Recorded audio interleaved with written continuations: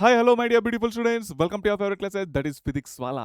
ఈరోజు నేను మీకు ఫిజిక్స్ ప్రాక్టికల్ ఎగ్జామ్లో అందరూ 30/30 ఈజీగా స్కోర్ చేయొచ్చు అని చెప్పేసి అయితే అనుకుంటున్నారు.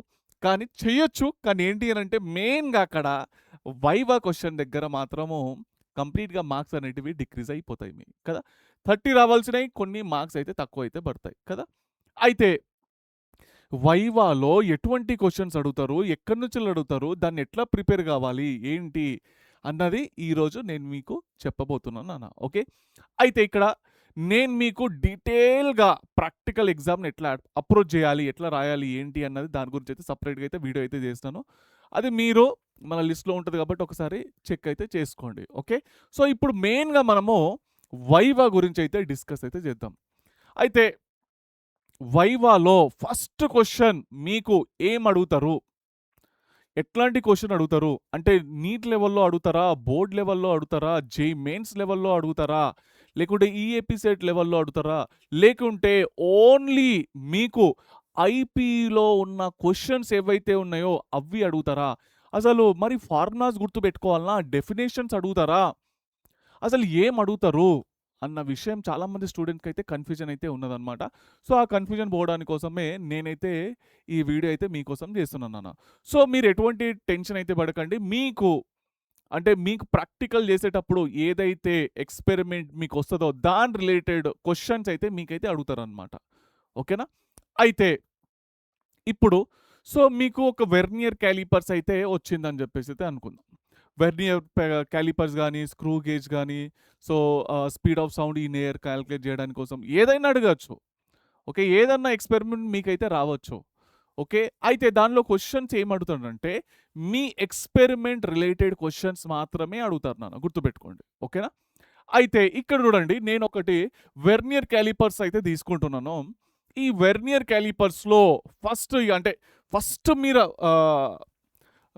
ఎక్స్టర్నల్ దగ్గరికి మీరు పోగానే అక్కడ మీకు క్వశ్చన్ వైవా అయితే ఎట్లా అయితే ఉంటుంది కాబట్టి ఫస్ట్ క్వశ్చన్ ఏమంటారంటే వాట్ ఈజ్ యువర్ ఎయిమ్ అని చెప్పేసి అయితే అడుగుతారు అనమాట. ఏమంటే ఏంటి, ఆల్రెడీ దీని గురించి డీటెయిల్గా అయితే నేనైతే చెప్పిన, అంటే మీరు ఎక్స్పెరిమెంట్ దేనిపైన చేస్తున్నారు, దాని ఉద్దేశం ఏంటి అన్న విషయం ఎయిమ్లో మీరు చెప్పాలన్నమాట. ఓకే, సో ఖచ్చితంగా పేపర్ ఎగ్జామ్ రాసేటప్పుడు మాత్రం ఇవన్నీ కవర్ చేయండి, గుర్తుపెట్టుకోండి. అంటే ఆల్రెడీ డీటెయిల్గా చెప్పినాను నేను, ఆ వీడియో కూడా మీరు కంప్లీట్గా చూడండి. చూస్తే మీకు ఒక అప్రోచ్ ఎట్లా చేయాలి అన్నది తెలుస్తుంది అనమాట. ఓకేనా. అయితే నెక్స్ట్ దీంట్లో వైవాలో ఫస్ట్ ఎయిమ్ అని చెప్పేసి అయితే ఫస్ట్ దాంతోటే స్టార్ట్ చేస్తారనమాట. ఓకే, మీరు ఏ ఎక్స్పెరిమెంట్ చేసినారో దాని రిలేటెడే మీకైతే అడుగుతారు కాబట్టి వేరేదైతే అంటే చాలా తక్కువ, ఇక వేరే టాపిక్ తీసుకుపోవడం అంటే చాలా తక్కువనే. కానీ ఏంటంటే ఫస్ట్ దాని గురించి అడుగుతారు అనమాట. So who constructed vernier callipers, ఎవరు కన్స్ట్రక్ట్ చేసినారు దీన్ని, మనకు పాల్ వెర్నియర్. ఓకే, ఆయన పేరు పైననే కన్స్ట్రక్షన్ అయితే జరిగిందనమాట. ఓకేనా. Right, next what is vernier constant లేకుంటే లీస్ కౌంట్ ఏంటి, ఎందుకనంటే మీరు రాస్తారు కదా, మీరు పేపర్లో ఏదైతే రాసినారో దాని గురించే మీకైతే అడుగుతాడు అనమాట. అక్కడ లీస్ కౌంట్ అయితే కావాలి కదా మనకు.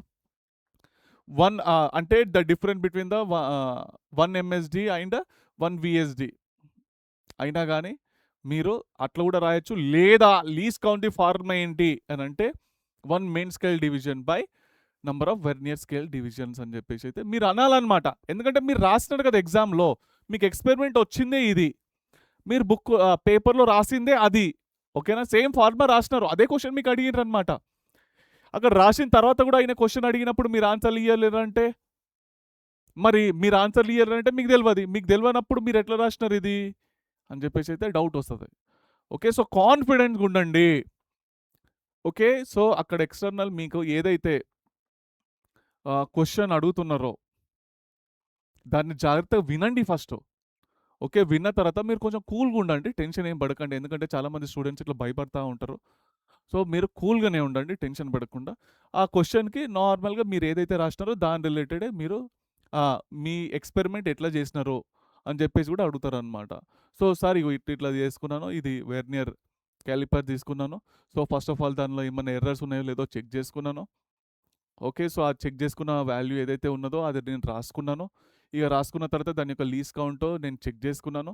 చెక్ చేసిన తర్వాత ఇక మీకు వాల్యూమ్ ఆఫ్ ద స్పియరో, సిలిండరో ఏదో ఒకటి కనుక్కోండి అంటారు కదా! అది తీసుకున్నాను. ఆ 2 జార్స్ ఏవైతే ఉన్నాయో దాని మధ్యలో పెట్టి ఇలా టైట్ చేసినాను సార్. టైట్ చేసిన తర్వాత ఒక 4, 5 రీడింగ్‌లయితే వచ్చినాయి. ఆ వచ్చిన రీడింగ్‌లో నేనైతే యావరేజ్ చేసుకున్నాను. ఆ కాలిక్యులేషన్ పార్ట్ ఇక్కడైతే ఉన్నది సార్. ఇక్కడ నేను చేసినాను అని చెప్పేసి జాగ్రత్తగా చూపెట్టండి. సో, ఈ విధంగా చెప్పడం వల్ల ఏమైతదనంటే ఒక మంచి ఇంప్రెషన్ అయితే క్రియేట్ అవుతదనమాట మీ పైన. ఓకే. సో, ఏదన్నా గాని మీ అక్కడ క్వెషన్ అడిగిన క్వెషన్స్‌కి వైవా క్వెషన్‌కి మీరొక 2, 3 తప్పులు ఏసినా చెప్పినా గాని, అరే! వే ఆఫ్ ప్రెజెంటేషన్ గాని, ఏదైతే మీరు రాసిన వే ఏదైతే ఉందో హ్యాండ్ రైటింగ్ నీట్‌గా అంటే బ్యూటిఫుల్‌గా రాయండి. కాలిక్యులేషన్ పార్ట్ కూడా బ్యూటిఫుల్‌గా చేయండి. ఓకేనా? రైట్. సో, ఇది గనుక మీరు చేసిర్రనుకోండి, సో, మంచి ఇంపాక్ట్ పడతది కాబట్టి మీకు 30/30 వచ్చే ఛాన్సెస్ అయితే ఉన్నాయన్నమాట. ఎక్కువ ఛాన్సెస్ అయితే ఉన్నాయి. అంటే ఇక్కడ ఏంటి అనంటే ఇగో మీకు ప్రతి ఒక్క ఎక్స్‌పెరిమెంట్‌లో వైవా క్వెషన్స్ ఏమడుగుతారు అన్న విషయం అయితే క్లియర్‌గా అయితే ఇక్కడైతే ఉన్నది నాన్న.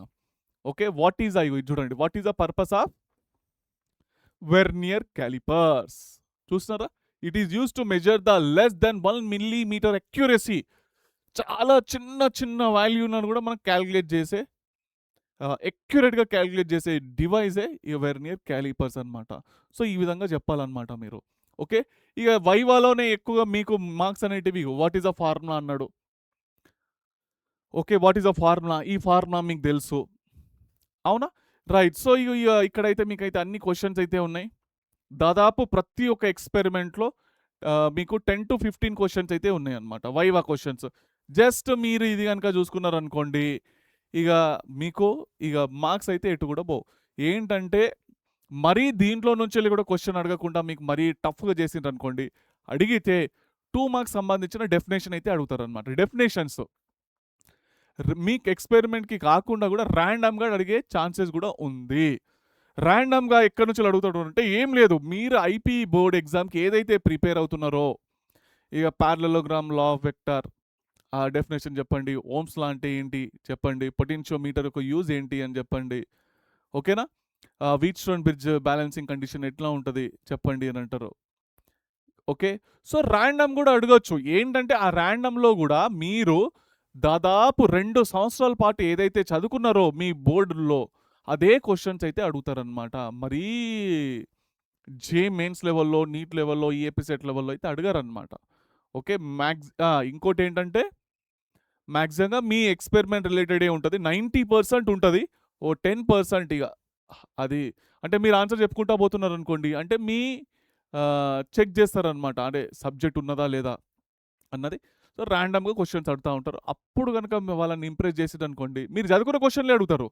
వాళ్ళని ఇంప్రెస్ చేసిర్రనుకోండి 30/30 మార్క్స్ ఎట్టు కూడా పోవు. ఇది కన్ఫర్మ్ నాన్న. ఓకేనా?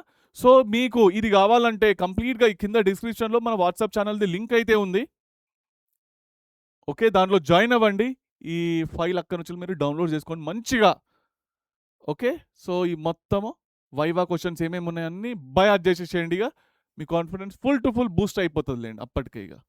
ఓకేనా? రైట్. సో, ప్రతి దాంట్లో ఇగో మీకు వైవా ఇగో ఇక్కడ ఉన్నాయి చూడండి. ఇగో వైవా క్వెషన్. ఇదేది స్క్రూ గేజ్. స్క్రూ గేజ్‌లో వైవా క్వెషన్స్ మీకు 4 ఉన్నాయి. అంతే. తక్కువనే ఉన్నాయి. అంటే ఏంటంటే ఒక్కొక్క ఎక్స్‌పెరిమెంట్ బట్టి మీకు వైవా క్వెషన్స్ అయితే ఉన్నాయన్నమాట. ఇవి చదువుకోండి నాన్న ఇగ ఫుల్ మార్క్స్ అయితే పక్కాగా అయితే వస్తాయి. ఓకే. టెన్షన్ పడకండి. కూల్‌గా ఉండండి. ఏంటంటే మీరు టెన్షన్ పడ్డారనుకోండి, ఒకరు చెప్పే డెఫినిషన్ ఇంకోటి చెప్పేస్తారనమాట. మళ్ళీ అక్కడ మార్కులు కట్ అయితాయి. అబ్బా! సార్ మార్కులు కట్ అయినాయి సార్ అని చెప్పేసి అయితే అనొద్దు. ఈ మార్క్స్ తోటే, ఈ ప్రాక్టికల్ మార్క్స్ తోటే మీ స్కోర్ అనేది ఐపీ లెవెల్‌లో ఇంక్రీజ్ అవుతది. ఇది మాత్రం పక్కా గుర్తుపెట్టుకోండి. ఓకేనా?